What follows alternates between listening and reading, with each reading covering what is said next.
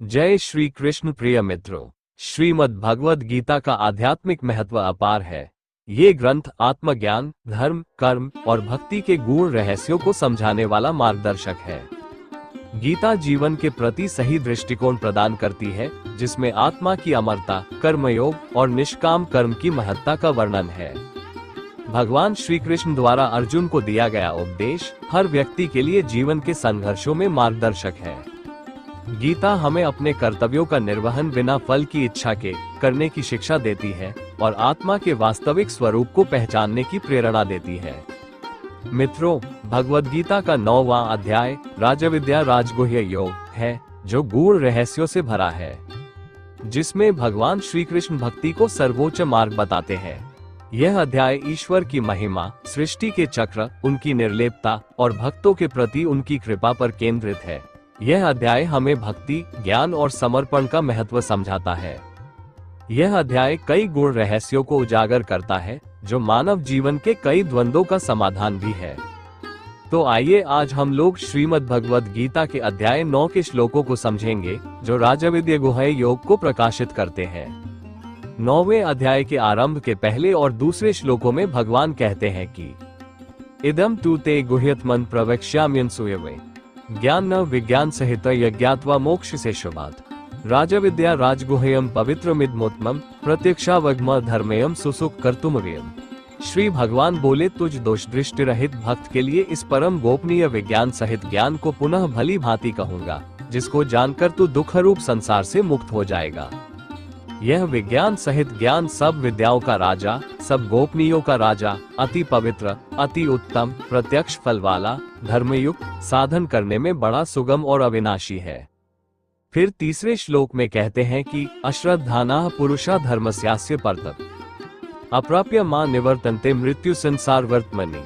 कहते हैं कि हे परंतप, इस उपयुक्त धर्म में श्रद्धा रहित पुरुष मुझको न प्राप्त होकर मृत्यु रूप संसार चक्र में भ्रमण करते रहते। और अब चौथा श्लोक, मया ततमिदं सर्वं जगद्व्यक्तमूर्तिना मत्स्थानि सर्वभूतानि न चाह तेषव स्थिता। कहते हैं कि मुझ निराकार परमात्मा से ये सब जगत जल से बर्फ के सदृश परिपूर्ण है और सब भूत मेरे अंतर्गत संकल्प के आधार स्थित है, किंतु वास्तव में मैं उनमें स्थित नहीं हूँ।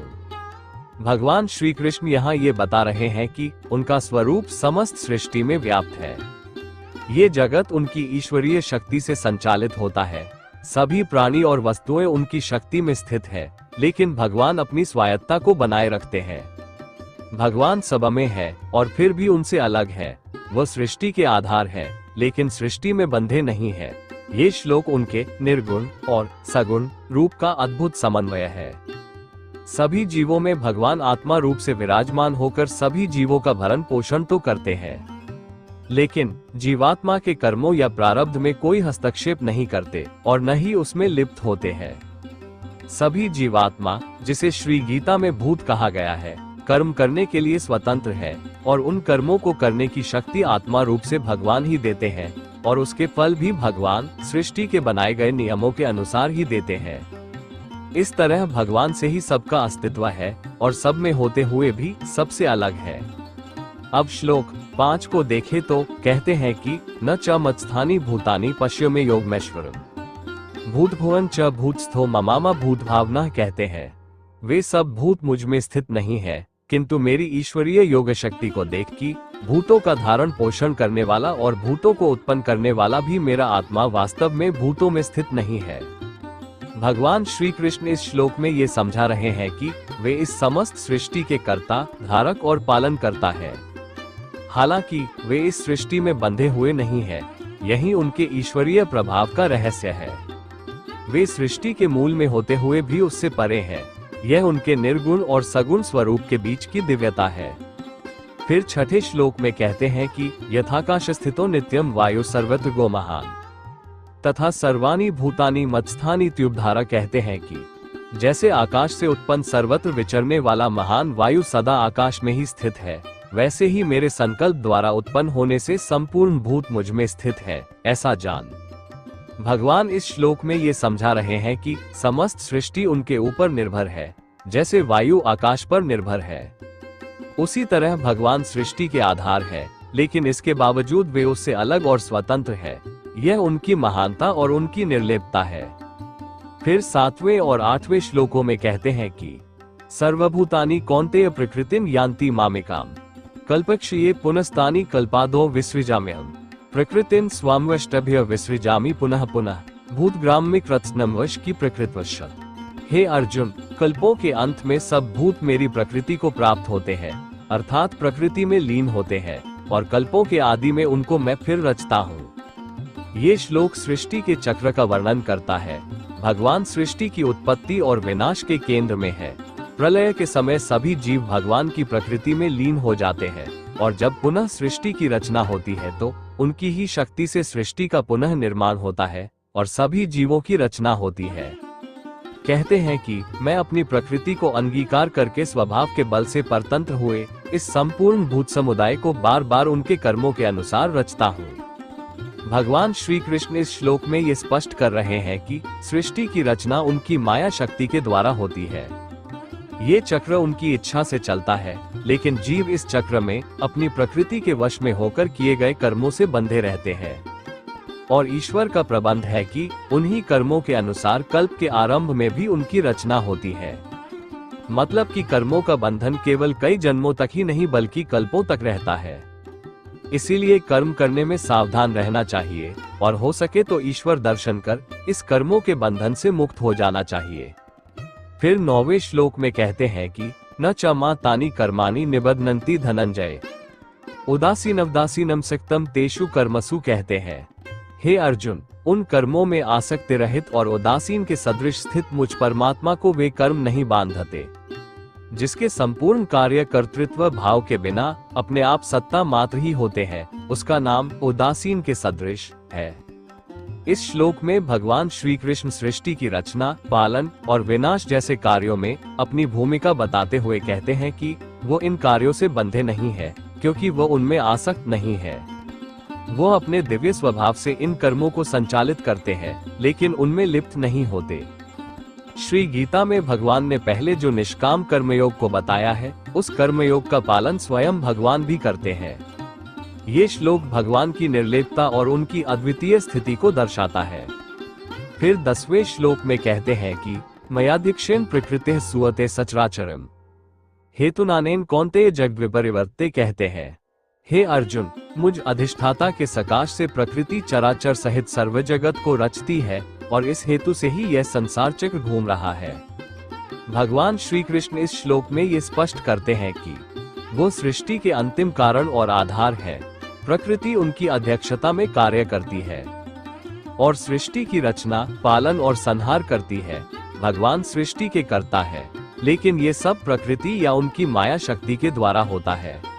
फिर 11वें श्लोक में भगवान का तिरस्कार करने वाले आसुरी प्रकृति वालों की निंदा और दैवी प्रकृति वालों के भगवत भजन के प्रकारों को बताते हुए कहते हैं कि अवजानन्ति मां मूढ़ा मानुषी तनुमाश्रितम परम भावमजानन्तो मम भूत महेश्वरम। कहते हैं, मेरे परम भाव को न जानने वाले मूढ़ लोग मनुष्य का शरीर धारण करने वाले मुझ संपूर्ण भूतों के महान ईश्वर को तुच्छ समझते हैं। अर्थात अपनी योग माया से संसार के उद्धार के लिए मनुष्य रूप में विचरते हुए मुझ परमेश्वर को साधारण मनुष्य मानते हैं। फिर 12वें, 13वें, 14वें और 15वें श्लोकों में कहते हैं कि मोघाशा मोघ कर्मानो मोघ ज्ञाना विचेत्सा राक्षसी मासुरी चै प्रकृतिं मोहिनी श्रिता महात्मानस्तु मां पार्थ दैवी प्रकृतिमाश्रिता भजन्त्यनन्य मनसो ज्ञात्वा भूतादिमुगम सततम कीर्त्यन्तो मां यतन्तश्च दृढ़व्रता नमस्यन्तश्च मां भक्त्या नित्ययुक्ता उपास्ते ज्ञानयज्ञेन चाप्यन्ते यजन्तो मामुपास्ते एकत्वेन पृथक्त्वेन बहुधा विश्वतो मुखम। व्यर्थ आशा, व्यर्थ कर्म और व्यर्थ ज्ञान वाले विक्षिप्त चित्त, अज्ञानी जन, राक्षसी, आसुरी और मोहिनी प्रकृति को ही धारण किए रहते हैं। परंतु हे कुंती पुत्र, दैवी प्रकृति के आश्रित महात्मा जन मुझको सब भूतों का सनातन कारण और नाशरहित अक्षर स्वरूप जानकर अनन्य मन से युक्त होकर निरंतर भजते हैं। वे दृढ़ निश्चय वाले भक्त जन निरंतर मेरे नाम और गुणों का कीर्तन करते हुए तथा मेरी प्राप्ति के लिए यत्न करते हुए और मुझको बार बार प्रणाम करते हुए सदा मेरे ध्यान में युक्त होकर अनन्य प्रेम से मेरी उपासना करते हैं। दूसरे ज्ञान योगी मुझ निर्गुण निराकार ब्रह्म का ज्ञान यज्ञ द्वारा अभिन्न भाव से पूजन करते हुए मेरी उपासना करते हैं। और दूसरे कई मनुष्य बहुत प्रकार से स्थित मुझ विराट स्वरूप परमेश्वर की पृथक भाव से उपासना करते हैं।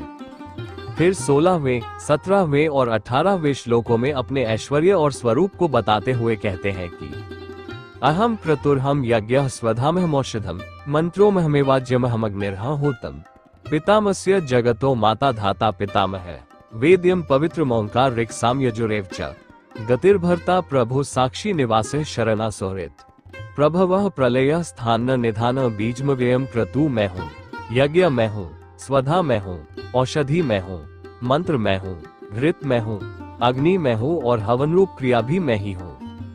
इस संपूर्ण जगत का धाता अर्थात धारण करने वाला एवं कर्मों के फल को देने वाला पिता, माता, पितामह और जानने योग्य पवित्र ओंकार तथा ऋग्वेद, सामवेद और यजुर्वेद भी मैं ही हूँ।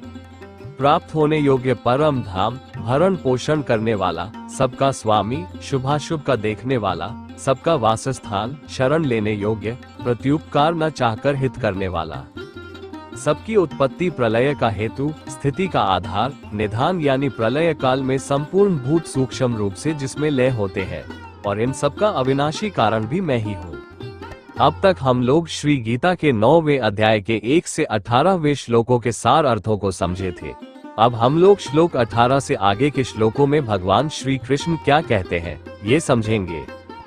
फिर 19वें श्लोक में भगवान अपनी सर्वव्यापकता और सर्वशक्तिमता का वर्णन करते हुए कहते हैं कि तपाय हम वर्षा निगृहणाम्युत्सृजामि च अमृत चैव मृत्युश्च सत्सच्चाम। अर्जुन कहते हैं कि मैं ही सूर्य रूप से तपता हूँ, वर्षा का आकर्षण करता हूँ और उसे बरसाता हूँ। हे अर्जुन, मैं ही अमृत और मृत्यु हूँ और सत असत भी मैं ही हूँ। इस श्लोक में भगवान ने अपनी सर्वव्यापकता और सर्वशक्तिमता का वर्णन करते हुए ये स्पष्ट किया है कि वे ही सृष्टि के हर पहलू के मूल कारण और नियंत्रक हैं। फिर 20वें और 21वें श्लोकों में सकाम और निष्काम उपासना के फलों का वर्णन करते हुए कहते हैं कि प्रविद्या मां सोमपाह पूतपापाय गैरिष्ट्वा स्वर्गति प्रार्थयन्ते ते पुण्यमासाद्य सुरेंद्र लोकम श्नन्ति दिव्यादिवी देवभोगा ते तन भुक्त्वा स्वर्गलोकम विशालं क्षीणे पुण्यमर्त्य लोकम विशन्ति एवं त्रयीधर्मनुप्रपन्ना गताक्त काम काम लभते। कहते हैं तीनों वेदों में विधान किए हुए सकौम कर्मों को करने वाले, सोम रस को पीने वाले, पाप रहित पुरुष मुझको यज्ञों के द्वारा पूजकर स्वर्ग की प्राप्ति चाहते हैं। वे पुरुष अपने पुण्यों के फल रूप स्वर्गलोक को प्राप्त होकर स्वर्ग में दिव्य देवताओं के भोगों को भोगते हैं और वे उस विशाल स्वर्गलोक को भोगकर पुण्य क्षीण होने पर पुनः मृत्यु लोक को प्राप्त होते हैं। इस प्रकार स्वर्ग के साधन रूप तीनों वेदों में कहे हुए सकौम कर्म का आश्रय लेने वाले और भोगों की कामना वाले पुरुष बार बार आवागमन को प्राप्त होते हैं, अर्थात पुण्य के प्रभाव से स्वर्ग में जाते हैं और पुण्य क्षीण होने पर मृत्यु लोक में आते हैं। इन दोनों श्लोकों में भगवान ये बता रहे हैं कि वेदों में बताए गए कर्मकांड में लगे लोग यज्ञ आदि के माध्यम से पुण्य अर्जित करके स्वर्गलोक की प्राप्ति तो कर लेते हैं, लेकिन ये सुख स्थायी नहीं होते हैं। ये श्लोक ये भी संकेत देता है कि स्वर्ग की कामना करना या स्वर्ग प्राप्ति का उद्देश्य भी जीवात्मा का परम उद्देश्य मोक्ष नहीं दे सकता। भगवान को जानना, उनका दर्शन करना, उनका ज्ञान प्राप्त करना और उनकी भक्ति करना ही मोक्ष का मार्ग है। जिस मोक्ष को प्राप्त होने के बाद व्यक्ति परम आनंदमय ईश्वर में लीन हो जाता है, मतलब उनके धाम को जाता है, जिसे बैकुंठ लोक भी कहा जाता है। और इस आनंद को प्राप्त हुए को इंद्र का स्वर्ग लोक भी तुच्छ लगता है। फिर 22वें श्लोक में कहते हैं कि अनन्याश्चिंत्यन्तो मां ये जनाः पर्युपास्ते तेषां नित्याभियुक्ताना योग क्षेम वहाय। हम कहते हैं जो अनन्य प्रेमी भक्त जन मुझ परमेश्वर को निरंतर चिंतन करते हुए निष्काम भाव से भजते हैं, उन नित्य निरंतर मेरा चिंतन करने वाले पुरुषों का योगक्षेम मैं स्वयं प्राप्त कर देता हूँ। यहाँ स्वरूप की प्राप्ति का नाम योग है और प्राप्ति के लिए किए हुए साधन की रक्षा का नाम क्षेम है।